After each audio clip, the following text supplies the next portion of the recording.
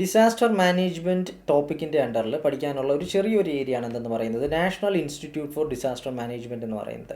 അപ്പോൾ ഈ ഇൻസ്റ്റിറ്റ്യൂട്ടിൻ്റെ മാൻഡേറ്റ് എന്താണെന്നുള്ളതും അതുപോലെ തന്നെ എന്തിനു വേണ്ടിയിട്ടാണ് ഇത് കൊണ്ടുവന്നിട്ടുള്ളത്, ഇത് എവിടെയാണ് ഇതിനെ പറ്റിയിട്ട് കൃത്യമായിട്ട് പ്രതിപാദിക്കുന്നത്, അങ്ങനെ തുടങ്ങിയിട്ടുള്ള കാര്യങ്ങൾ.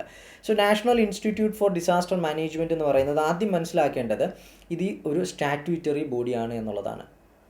ഒരു നിയമത്താൽ നിലവിൽ വന്നിട്ടുള്ളൊരു ബോഡിയാണ്. കാരണം എന്താണ്, നാഷണൽ ഡിസാസ്റ്റർ മാനേജ്മെൻറ്റ് ആക്ടിൻ്റെ അണ്ടറിൽ സെക്ഷൻ 42 മെൻഷൻ ചെയ്യുന്നത് ഈ പറയുന്ന ഇൻസ്റ്റിറ്റ്യൂട്ടിനെ പറ്റിയിട്ടാണ്. National institute for disaster management section 42 act പഠിക്കുന്നത് നമുക്ക് അറിയേണ്ടതാണ്, അല്ലാതെയും നമുക്ക് പഠിക്കാനുള്ളതാണ്.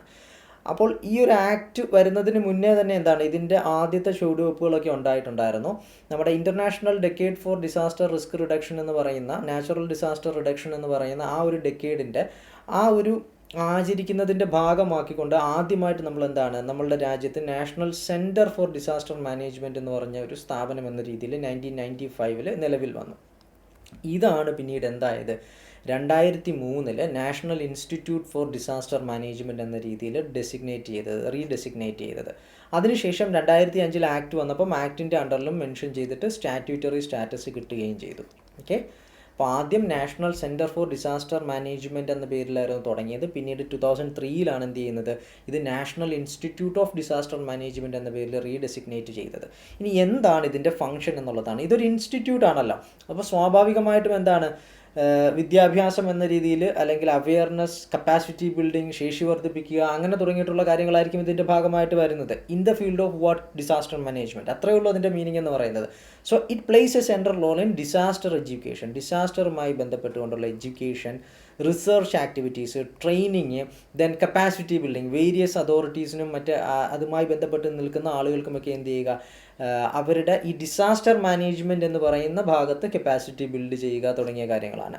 Then it provides capacity building support to various national, state level agencies in the field of disaster management and disaster risk reduction. Disaster മാനേജ്മെൻറ്റിൻ്റെയും disaster risk റിഡക്ഷൻ്റെയും ഫീൽഡിൽ national, state ലെവലിലുള്ള വിവിധ ഏജൻസികൾക്ക് അവരുടെ ശേഷി വർദ്ധിപ്പിക്കുന്നതുമായി ബന്ധപ്പെട്ടുകൊണ്ടുള്ള പ്രോഗ്രാമുകളും മറ്റും ചെയ്യുക എന്നുള്ളതാണ് എന്തെന്ന് പറയുന്നത് ഈ പറയുന്ന ഇൻസ്റ്റിറ്റ്യൂട്ടിൻ്റെ പ്രധാനപ്പെട്ട ഫങ്ഷൻസ് എന്ന് പറയുന്നത്. ആൻഡ് ഇറ്റ്സ് വിഷൻ, ഈ ഇൻസ്റ്റിറ്റ്യൂട്ടിൻ്റെ വിഷൻ എന്താണെന്ന് ചോദിച്ചു കഴിഞ്ഞാൽ, to create disaster resilient India by building the capacity at all levels for disaster prevention and preparedness.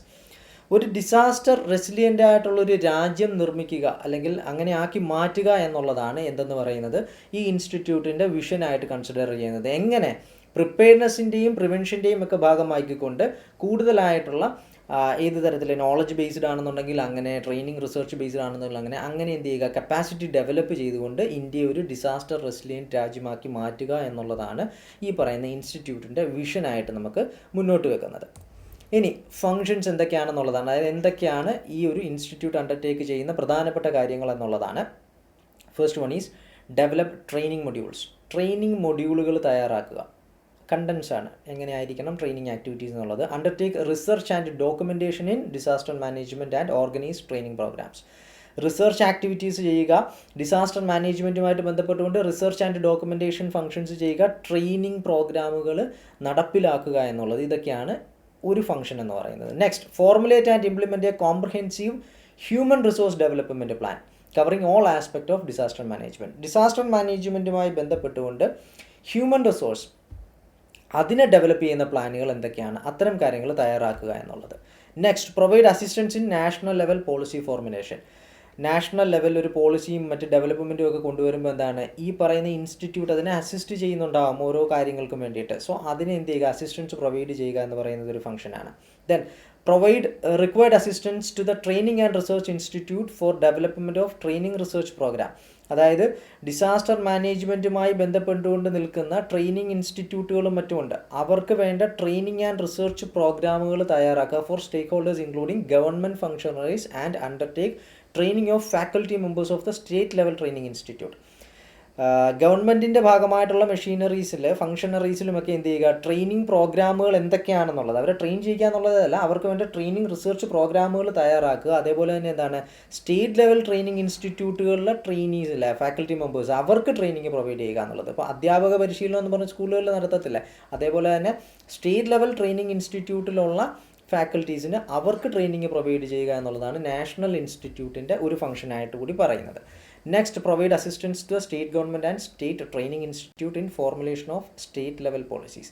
State level policies തയ്യാറാക്കുന്ന കാര്യത്തിൽ അതാത് സ്റ്റേറ്റ് ട്രെയിനിങ് ഇൻസ്റ്റിറ്റ്യൂട്ടുകൾക്കും സ്റ്റേറ്റ് ഗവൺമെൻറ്റുകൾക്കും അസിസ്റ്റൻസ് പ്രൊവൈഡ് ചെയ്യുക. പിന്നെ തുടർന്ന് അങ്ങോട്ട് പറയുന്ന കാര്യങ്ങളൊക്കെ എന്താണ്, ഇതുമായി ബന്ധപ്പെട്ടിട്ടുള്ള മറ്റ് ഏജൻസികളും സ്റ്റേക്ക് ഹോൾഡേഴ്സും ഒക്കെ ഉണ്ട്. സ്റ്റേറ്റ് ഗവൺമെൻറ് ആയിക്കൊള്ളട്ടെ, സ്റ്റേറ്റ് ട്രെയിനിങ് ഇൻസ്റ്റിറ്റ്യൂട്ട് ആയിക്കൊള്ളട്ടെ, അവരുമായി ബന്ധപ്പെട്ടുകൊണ്ട് അവർക്കും എന്ത് ചെയ്യുക, ഡിസാസ്റ്റർ മാനേജ്മെൻറ്റ് ഫ്രെയിംവർക്കും സ്ട്രാറ്റജികളും ഒക്കെ ഡെവലപ്പ് ചെയ്യുന്നതിൽ അസിസ്റ്റ് ചെയ്യുക എന്നുള്ളതാണ്. Then develop educational materials four disaster management. Academic and professional കോഴ്സുകളും ഒക്കെ ഉണ്ട്. അപ്പോൾ ആ കോഴ്സുകളിൽ പഠിക്കുന്ന കുട്ടികൾക്കും മറ്റും വേണ്ടിയിട്ട് എന്ത് ചെയ്യുക, എഡ്യൂക്കേഷണൽ മെറ്റീരിയൽ തയ്യാറാക്കുക. ഡിസാസ്റ്റർ മാനേജ്മെൻറ്റ് ഫീൽഡിലുള്ള കാര്യമാണ് ഈ പറയുന്നത്. Then college, school teacher and student, technical personal അങ്ങനെ തുടങ്ങിയിട്ടുള്ള ആളുകളല്ലേ, അവർക്ക് അവെയർനെസ് പ്രൊവൈഡ് ചെയ്യുക. എന്തിനു വേണ്ടിയിട്ടുള്ള മൾട്ടി ഹസാർഡ് മിറ്റിഗേഷൻ, വിവിധ ഹസാർഡുകളെ പറ്റിയിട്ടുള്ള അതിൻ്റെ മിറ്റിഗേഷൻ, പ്രിപ്പയർനെസ്, റെസ്പോൺസ് മെഷേഴ്സ് തുടങ്ങിയ കാര്യങ്ങളിൽ അവെയർനെസ് പ്രൊവൈഡ് ചെയ്യുക. Then undertake, organise and facilitate study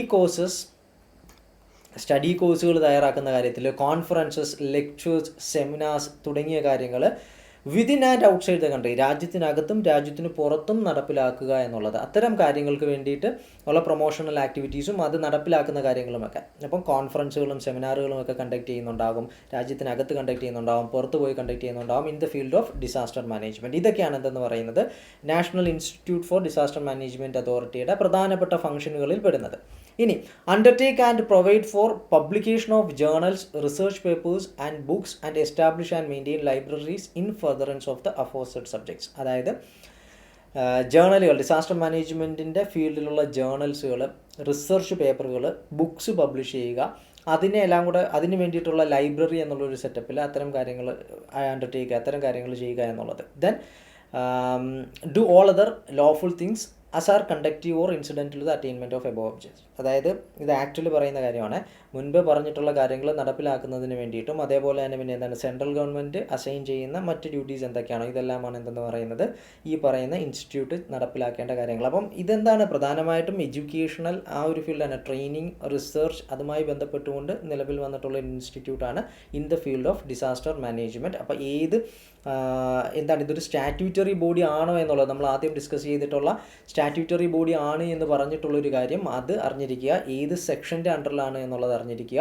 16 October 2003 എന്ത് ചെയ്യുന്നത്, ഇത് റീഡെസിഗ്നേറ്റ് ചെയ്തിട്ട് ഈ ഒരു പേരിൽ വന്നിട്ടുള്ളതെന്ന് അറിഞ്ഞിരിക്കുക. ഇതിൻ്റെ പ്രധാനപ്പെട്ട ഫങ്ഷൻസ് എന്താണ് എന്നുള്ളതിലെ കാര്യങ്ങളും ഒന്ന് അറിഞ്ഞിരിക്കുക. ഇനി ഈ ഫങ്ഷൻസിനോടൊപ്പം നമ്മൾ പറഞ്ഞിരിക്കേണ്ട കുറച്ച് കാര്യം കൂടി ഒരു ഫാക്ട് ബേസ്ഡ് ആയിട്ടുള്ളൊരു ക്വസ്റ്റ്യൻ വരാൻ സാധ്യതയുള്ളതാണ്. അക്കാഡമിക് ഡിവിഷൻസിനെ പറ്റിയിട്ട്, അതായത് ഈ ഇൻസ്റ്റിറ്റ്യൂട്ടിൻ്റെ അണ്ടറിൽ പ്രവർത്തിക്കുന്ന 6 അക്കാഡമിക് ഡിവിഷൻസ് ഉണ്ട്. അപ്പോൾ അതേതാണെന്ന് വേണമെങ്കിൽ ഒന്ന് മെൻഷൻ ചെയ്തിട്ട് വേണമെങ്കിൽ വരാം. Governance and inclusive DRR division, GIDRR, ഇത് അതേപോലെ കാണാതെ പഠിക്കുക എന്നുള്ളതേ ഉള്ളൂ, അതിനപ്പുറത്തേക്ക് നമുക്കൊന്നും ചെയ്യാനില്ല. Disaster response and recovery division, geo meteorological risk management division, resilient infrastructure division, CBRN and cyber risk management division, അതായത് കെമിക്കൽ, ബയോ, ന്യൂക്ലിയർ അങ്ങനെ തുടങ്ങിയിട്ടുള്ള കാര്യങ്ങളാണ് അതിൻ്റെ അണ്ടറിൽ വരുന്നത്, CBRN എന്ന് പറയുന്നത്. ദെൻ സൈബർ റിസ്ക് മാനേജ്മെൻറ്റ് ഡിവിഷനും കൂടെ ചേരുന്നത്. Then environmental disaster risk management division, EDRM. അത് 1-2 തവണയൊന്ന് വായിച്ചു വെച്ചിരിക്കുക. Governance and inclusive disaster risk reduction division, disaster response and recovery division, geo meteorological risk management division, resilient infrastructure division, CBRN and cyber risk management division, environmental disaster risk management division തുടങ്ങിയ കാര്യങ്ങൾ. ഇത് ഇത്രയുമാണ് 6 academic divisions എന്ന് പറയുന്നത്. പിന്നെ section 43 പ്രകാരം central government ആണ് ഈ ഒരു ഇൻസ്റ്റിറ്റ്യൂട്ടിലേക്ക് വേണ്ട എംപ്ലോയീസിനെയും മറ്റ് ഓഫീസേഴ്സിനെയും ഒക്കെ എന്ത് ചെയ്യേണ്ടത്, അലോക്കേറ്റ് ചെയ്യേണ്ടത്. അപ്പോൾ ഇത്രയുമാണ് എന്തെന്ന് പറയുന്നത് national institute for disaster risk റിഡക്ഷനുമായി ബന്ധപ്പെട്ടിട്ട് പഠിക്കാനുള്ളത്. അപ്പം ഇതൊരു സ്റ്റാറ്റ്യൂട്ടറി ബോഡി ആണെന്നുള്ളതും 2003 ഇത് റീഡെസിഗ്നേറ്റ് ചെയ്തിട്ട് ഈ ഒരു പേരിലേക്ക് വരുന്നത് എന്നുള്ളതും ദെൻ അതിന് മുമ്പ് അറിയപ്പെട്ടിരുന്നത് എന്തായിരുന്നു എന്നുള്ളത്, അതായത് അതിന് മുമ്പ് ആദ്യത്തെ പേരെന്ന് പറയുന്നത് എന്തായിരുന്നു, national centre for disaster management എന്നുള്ളതായിരുന്നു. പിന്നെ എന്താണ്, സെക്ഷൻ 42 അണ്ടറിൽ ഒരു സ്റ്റാറ്റ്യൂട്ടറി ബോഡി ആണെന്നുള്ളൊരു കാര്യം. ഇത്രയും കാര്യം അറിഞ്ഞു വെച്ചിരിക്കുക. പിന്നെ ഇതിൻ്റെ റോൾ എന്താണ് എന്നുള്ളത്, disaster education, research, training, capacity building, ഇത് ഇത്രയുമാണ് എന്ത് ചെയ്യുന്നത് നാഷണൽ ഇൻസ്റ്റിറ്റ്യൂട്ട് പ്രൊവൈഡ് ചെയ്യുന്നത്. കാരണം എക്സാമിന് വേണമെന്നുണ്ടെങ്കിൽ ഇന്ത്യയിൽ ഡിസാസ്റ്റർ എഡ്യൂക്കേഷനും റിസർച്ച് ട്രെയിനിങ്ങുമായി ബന്ധപ്പെട്ടുകൊണ്ടുള്ള സ്റ്റാറ്റ്യൂട്ടറി ബോഡി ഏതാണെന്ന് പറഞ്ഞിട്ട് അതോറിറ്റിയുടെ പേരായിരിക്കും ചിലപ്പം തരുന്നത്. അപ്പോൾ അങ്ങനെ തരുമ്പോൾ എന്താണ് കൺഫ്യൂഷൻ ഉണ്ടാവാനുള്ള സാധ്യതയുണ്ട്. അപ്പോൾ ആ രീതിയിൽ ക്വസ്റ്റ്യൻസ് പിക്ക് ചെയ്യാൻ കഴിയണം. സോ ഇത്രയുമാണ് എന്തെന്ന് പറയുന്നത് നാഷണൽ ഇൻസ്റ്റിറ്റ്യൂട്ട് ഫോർ ഡിസാസ്റ്റർ മാനേജ്മെൻറ്റിൽ നിന്ന് നമുക്ക് പഠിക്കാനുള്ളത്.